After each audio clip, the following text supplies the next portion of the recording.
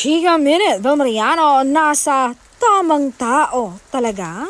Sabi kasi ni Donnie, we're living in a showbiz world but I'm serious. Seryoso ako sa kanya. I'm serious about it and doesn't fall around. Yes, ang daming nagsasabing fake kami or fan service lang ang relasyon naming dalawa.